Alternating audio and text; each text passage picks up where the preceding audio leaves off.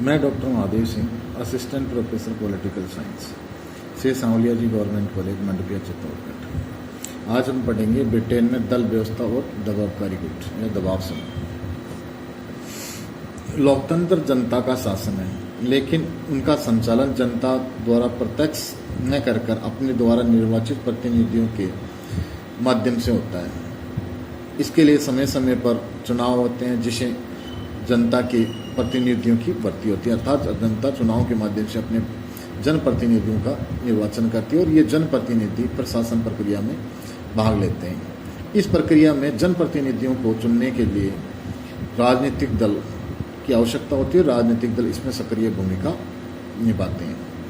यही कारण है कि हर लोकतांत्रिक देश में दल व्यवस्था विकसित या स्थापित की जाती है। हम देखते हैं कि बंद समाजों से ज़्यादा खुले समाजों और लोकतंत्र वही चल सकता है कि जो समाज बहुलवादी होते हैं, खुले होते हैं। बंद समाजों में लोकतंत्र नहीं चल सकता, जहां लोगों के विभिन्न प्रकार के हित होते हैं और उन हितों की रक्षण एवं संवर्धन के लिए हित समूह का या दबाव समूह का गठन किया जाता है। अमेरिकी नेता मेडिसन का ये कहना सटीक है कि यदि लोकतंत्र को रखना है तो दल और हित समूह को भी रखना पड़ेगा। अब हम बात करते हैं राजनीतिक दल। वर्तमान लोकतांत्रिक व्यवस्था का राजनीतिक दलों के बिना संचालन नहीं हो सकता, क्योंकि बिना दल के कोई भी लोकतंत्र सफल नहीं हो सकता।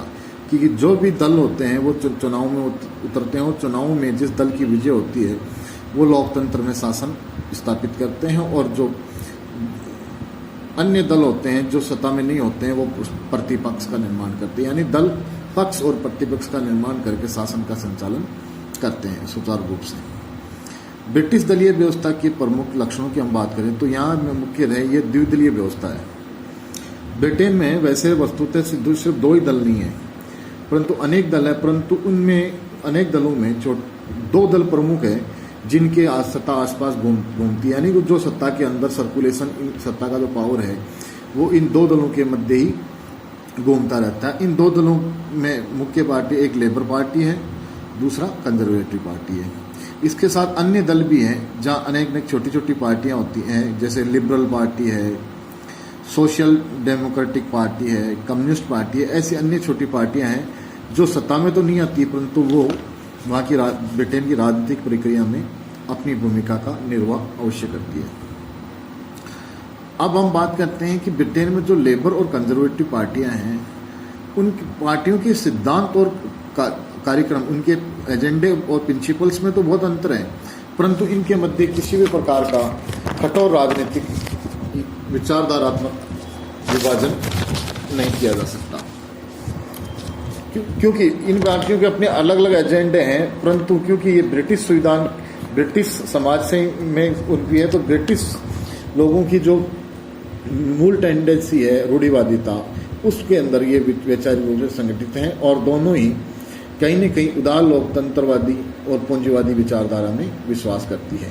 हालांकि उनको उस कार्य को, अपने एजेंडे को लागू करने का इनका अलग अलग तरीका है, अलग अलग सिद्धांत है, अलग अलग कार्यक्रम है, परंतु वैचारिक रूप से ये एक दूसरे से ज़्यादा भिन्न नहीं है।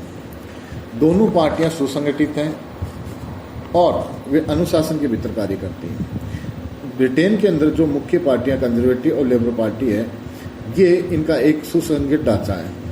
उस ढांचे के अंदर ये कार्य करती है, इनका एक कैडर होता है और ये अपने उस कैडर का अनुशासनात्मक रूप से पालन करते हैं। यानी कि पार्टी में जो हायरार्की सिस्टम है वो एक तरीके से लागू होता है। हम बात करते हैं ब्रिटिश पार्टियां हैं जो साम्यवाद, वैज्ञानिक समाजवाद या किसी प्रकार की उग्रवादी विचारधारा में विश्वास नहीं रखती। हम देखते हैं कि ब्रिटेन के अंदर चाहे वो लेबर पार्टी हो चाहे कंजर्वेटिव पार्टी हो, वो साम्यवाद विचारधाराओं जैसे या उग्रवादी विचारधारा या तानाशाही वाली विचारधाराओं में विश्वास नहीं करती, क्योंकि वहाँ के समाज की प्रकृति ही रूढ़िवादिता पर आधारित है। वो यथास्थितिवादी ज़्यादा है, किसी प्रकार की अग्रेसिव या रेडिकल विचारधारा में विश्वास रखने वाला समाज नहीं है। वहाँ की लेबर पार्टी फेबियन समाजवाद में अवश्य विश्वास करती है। अब बात करते हैं दबाव समूह या दबाव गुट। हम जानते हैं कि राजनीतिक प्रक्रिया में जितना महत्व राजनीतिक दलों का होता है उतना ही या उससे ज़्यादा महत्व दबाव समूह का भी होते हैं। ब्रिटेन में विभिन्न प्रकार के विभिन्न समाजों के अपने अपने दबाव समूह, जैसे औद्योगिक व्यापारियों का ब्रिटिश वाणिज्य संघ, वहाँ के खेतिहर मजदूरों किसानों का राष्ट्रीय कृषक संघ, रेलवे के कर्मचारियों का रेलवे कर्मचारी संघ, इसी प्रकार अन्य श्रमिक उनका भी अपना श्रमिक संघ बनाया हुआ है। वो एक दबाव समूह के रूप में कार्य करता है। दबाव समूह अपने समूह के लोगों के हितों की सुरक्षा और उनके संवर्धन के लिए सत्ता के संघर्ष में भागीदारिता करते हैं।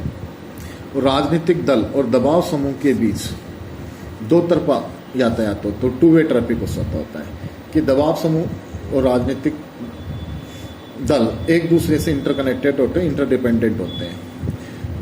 दबाव समूह लॉबिंग के माध्यम से, चाहे वो सांसदों को चाहे अधिकारियों के माध्यम पर लॉबिंग हो, उसके माध्यम से सरकार और प्रशासन पर दबाव बनाते हैं और अपने हितों की पूर्ति करते हैं, अपने हितों के से अनुकूल कानून बनवाते हैं। इसी प्रकार राजनीतिक दल भी अनेक प्रकार के दबाव अपने चुनावी एजेंडे के कारण अनेक प्रकार के दबाव गुटों से, इंटरेस्ट ग्रुप से, प्रेशर ग्रुप के साथ कनेक्ट रहते हैं, उनका अपने हितों के लिए पूर्ति के लिए प्रयोग करते हैं। सारांश में हम कह सकते हैं कि वर्तमान लोकतांत्रिक व्यवस्था एक खुले और बहुवादी समाज में कार्य करती है, अतः उसमें राजनीतिक दलों और हित समूह की प्रभावशाली भूमिका होना स्वाभाविक है और एक आवश्यक भी है, जिसकी निंदा तो की जा सकती है परंतु उसके प्रभाव को रोका नहीं जा सकता। इस प्रकार राजनीतिक दल और दबाव समूह के बढ़ते, विशेषकर दबाव समूह, प्रेशर ग्रुप्स और इंटरेस्ट ग्रुप्स के बढ़ते प्रभाव को नव मध्य युगवाद की संज्ञा दी गई है।